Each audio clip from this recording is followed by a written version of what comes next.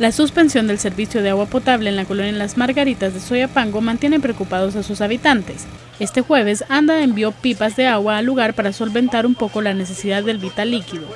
El corte del servicio se debe a la reparación en las tuberías madres en la calle Atonacatepeque. Se espera que el servicio esté restablecido el fin de semana próximo. Con imágenes de Melvin Rivas, informó para la prensagráfica.com Nancy Alonso.